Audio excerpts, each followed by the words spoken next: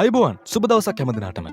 සමාජයේ ජීවත් වෙනකොට එකිනෙකා සමග sannivedanaya කිරීම කියන දේ අතිශයින්ම වැදගත් දෙයක්. ගල් යුගයේ තරම් ඈත අතීතයට ගියොත් මිනිසුන් එකිනෙකා සමග sannivedanaya කරන්න විවිධ උපක්‍රම භාවිතා කරලා තියෙනවා. හැබැයි මෑත කාලයේ වෙනකොට sannivedanaya සඳහා විවිධ භාෂාවන් භාවිතා කිරීමත් එක්කම එයත් ඊටම සංකීර්ණ දෙයක් බවටයි පත් වෙලා තියෙන්නේ. ඉතින් ලස්සනට ආකර්ශනීයව කතා කරන්න පුළුවන් නම් ඔයාටත් සමාජයේ ඉහළ පිළිගැනීමක් ලබා ගන්න අනිවාර්යයෙන්ම හැකියාව තියෙනවා. ඉතින් අපි අද සිංහල වෙබ් එකෙන් ඔයාලට කියන්නේ ලස්සන කටහඬක් හදාගන්නේ කොහොමද කියලා.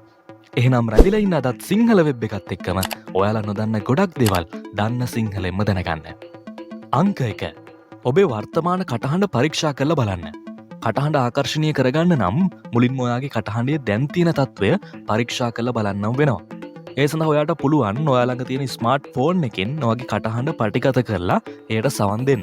ඔයාගේ කටහඬ නම කිහිපවරක් සවන් දීලා කටහඬ ගැන අදහසක් ලබා ගන්න පුළුවන්. මේ පටිගත කිරීමට ඔයාට පුළුවන් පත්තරයක තියෙන ඡේදයක් නැත්නම් පොතක වාක්‍ය කිහිපයක් වගේ හඬ නගලා කියවන්න.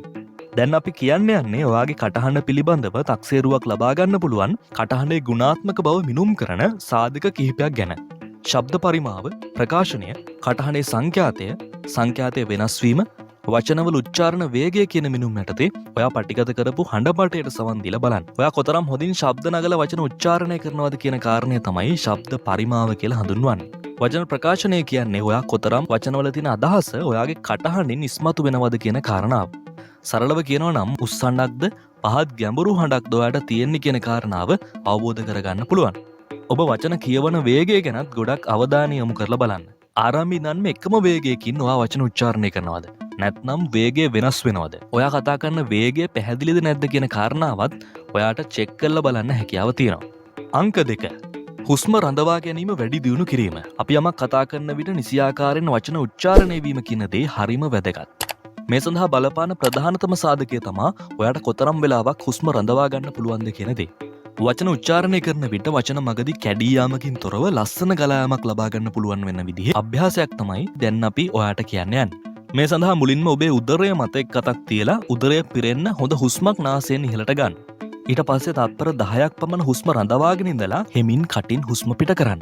මෙහෙම හුස්ම පිට කරනකොට ඔයාගේ උදරය ඊට අනුරූපව හැකිලෙන විදිහ ඔයාගේ අතට දැනෙන විදිහට හුස්ම පිට කරන්නත් අමතක කරන්න එපා. මේ හුස්ම රඳවා ගැනීමේ ව්‍යායාම උදෑසන කාලයේදී වාර 5ක් 10ක් වගේ දිනපතාම කරන්න පුළුවන් නම් ඉතා හොඳ ප්‍රතිඵල ලබා ගන්න පුළුවන්. අංක 3.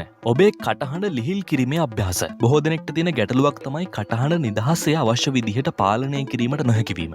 ඒ සඳහා ඔයාට යම් පුහුණුවක් අනිවාර්යයෙන්ම අවශ්‍ය වෙනවා. කටහඬ ලිහිල් කිරීමේ අභ්‍යාස මගින් මේ දේ ඔයාට කරගන්න පුළුවන්. මේ සඳහා ඔයාට කරන්න තියෙන්නේ සාමාන්‍යයෙන් ඔයා එදිනදා කතා බහ කරන විදිහට පොතක හරි පත්තරයක හරි ඡේදයක් හඬ නගා කියවන එක. මේ විදිහට සාමාන්‍යයෙන් කතා කරන ආකාරයට වගේම වෙනස් විදිවලට වේගය අඩු වැඩි කරලා සහ වචනවල අර්ථය හැඟෙන විදිහට කියන්න උත්සාහ ගන්න. මෙහෙම අභ්‍යාස කරන ගමන් ඔයාගේ ස්මාර්ට් ෆෝන් එකෙන් කටහඬ රෙකෝඩ් කරන්නත් අමතක කරන්න එපා. අංක 4.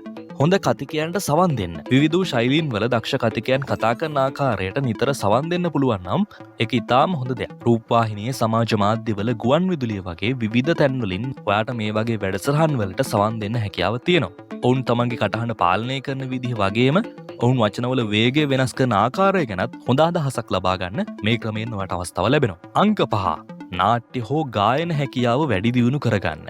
රංගනය හෝ ගායනය කියන්නේ වැඩි වශයෙන් කටහඬ යොදා ගනිමින් කරන කලාවක් නිසා ඔබ ගීත ගායනයට හුරු වෙනවා නම් ඔයාගේ කටහඬ ලස්සන වෙනවා වගේම ඔයාගේ හඬ විවිධ විදිහට පාලනය කරගන්නත් ඒක ගොඩක් උපකාරී වෙනවා. අපි මේ කියපු අභ්‍යාස නිවසේදී සිදු කරලා බලන්නත් අමතක කරන්න එපා. ඒ වගේම මේ අභ්‍යාස කරලා ලැබුණු ප්‍රතිඵලත් අපට පහලින් කමෙන්ට් කරගෙන යන්න. එහෙනම් ඔයාලා නොදන්න ගොඩක් දේවල් දන්න සිංහලෙන්ම දැනගන්න සිංහල වෙබ් එක සබ්ස්ක්‍රයිබ් කරලා බෙල් අයිකන් එකත් ක්ලික් කරලා තියාගන්න අමතක කරන්න එපා. එහෙනම් අදට ගිහින් එන්නම්. ඔබට නිරෝගීමත් සුබ දවසක්. ජය වේවා.